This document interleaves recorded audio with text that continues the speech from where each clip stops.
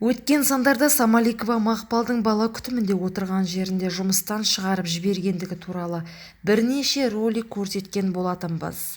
Осы іске қатысты 15 шілде күні Құмтүйін ауыл ақсақалдарын Кентау қалалық әкімі қабылдаймын деп шақыртып, өкінішке орай ыстық күнде шаршап барған ақсақалдарды тек қана білім бөлімінің басшысы Әділ Әуелбеков мырза ғана қабылдайды.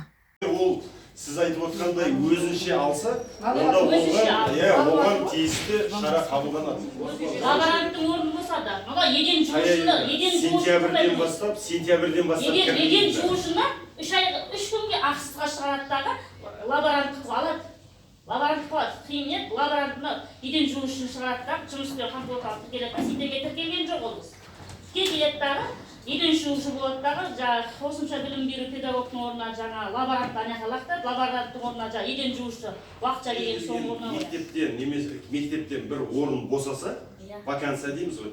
Ол мектептің басшысы міндетті түрде оны порталға қояды, жариялайды. Себебі оны барлығы көре береді. Міне телефонда отырады.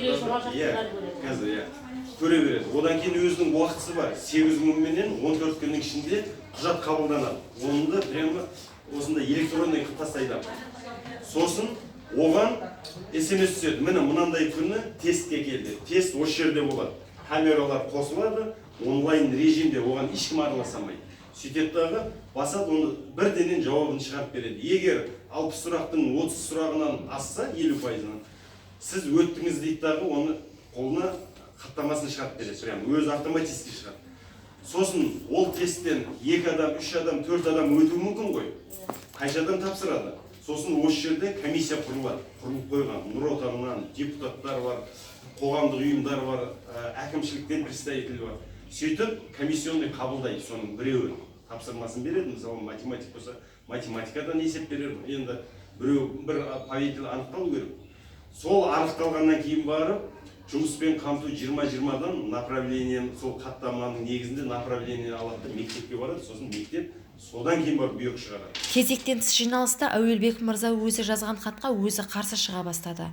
Әйтсе де күн тәртібі түзіліп, хаттамаға комиссия құрылып, зерделеу жұмыстары жүргізіледі деп шешім етілді. Нәтижесін күтейік.